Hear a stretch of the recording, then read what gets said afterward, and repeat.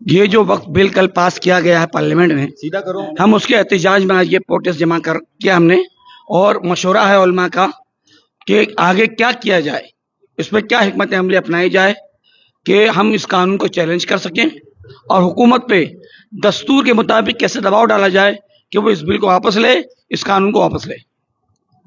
सरकार ने कल बयान दी कि माइनॉरिटी की मुस्लिम महिलाओं के लिए ये कानून लाया जा रहा है और माइनॉरिटी जो गरीब है उनके लिए ये कानून लाया जा रहा था, इस वजह से अमेंडमेंट बिल करना पास करना जरूरी था।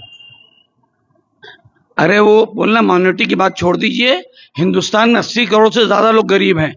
पूरे हिंदुस्तान की फिक्र कर लीजिए पहले, कहाँ हिंदुस्तान जा रहा है, इकोनॉमी कहाँ जा रही है, पहले उसकी कितनी हमदर्दी है। इतनी हमदर्दी होते माइनॉरिटी की तो अपने पार्टी में मुसलमानों को एमपी में बनाते, मंत्री बनाते। कितनी मुस्लिम औरतें हैं उनके वहाँ। वो कल समाजवादी पार्टी की एक लेडीज हैं, एमपी हैं, उन्होंने जो है इकरा हसन, उन्होंने जो कल वहाँ जो कहा है पार्लियामेंट में, उसी को सुन ले वहाँ हुकूमत, तो कान उनको समझ में आ जाएगा कि वो कितने सच्चे और कितने झूठे। देखिए, हमें नहीं मालूम था कि हम जिसे शेर समझ रहे थे वो मेंढा निकलेगा।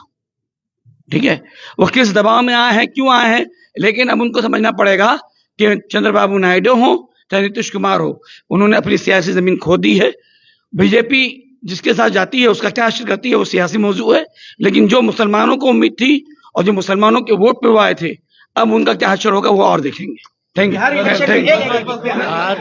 आज मुंबई में हांडी वाली मस्जिद में उलमा की मीटिंग चल रही है। अभी प्रेस से भी बात हो रही है और आपके चैनल के जरिए हम तमाम मुसलमानों से अपील करते हैं कि अब घर में बैठने का वक्त नहीं है, अपने जमहूरी और आईनी और दस्तूरी हक के साथ इस बिल की जितनी मुखालफत हो जाए करने के लिए खड़े हो जाए। और इंशाअल्लाह जितनी तंजीमें मुसलमानों की हैं इसके खिलाफ उठ खड़ी हुई हैं।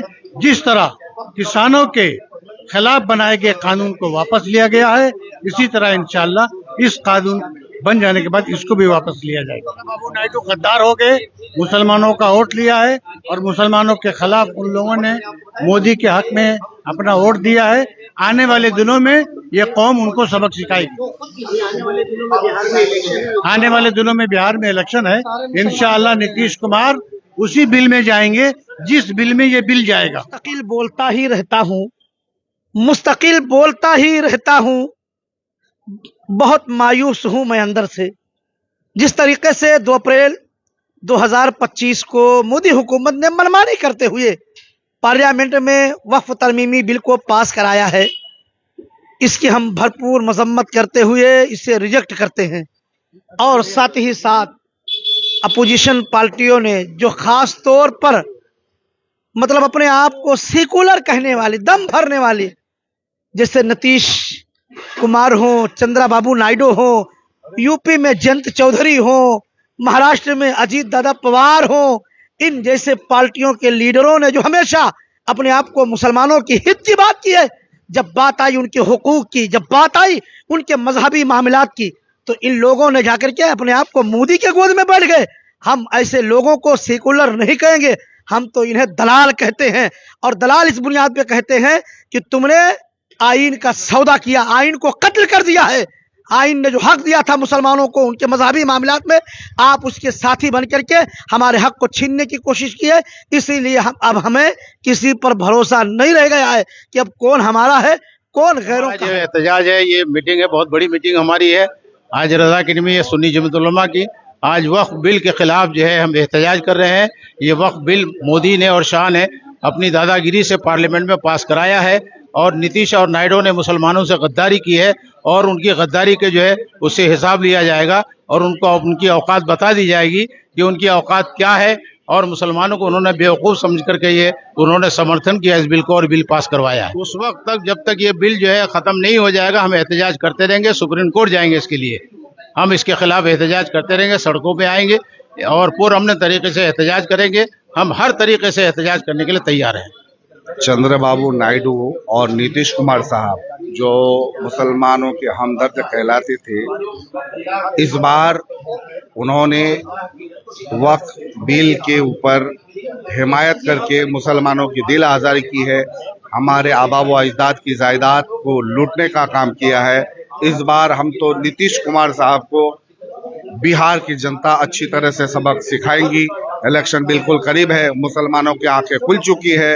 मुसलमान घर घर से बच्चे बूढ़े सब जाग चुके हैं कि हमारे साथ मुसलमानों के हकूक के साथ खिलवाड़ किया जा रहा है। हम कभी भी माफ नहीं करेंगे और इस बिल को हम मुस्तरद करते हैं और इसकी मजम्मत करते हैं।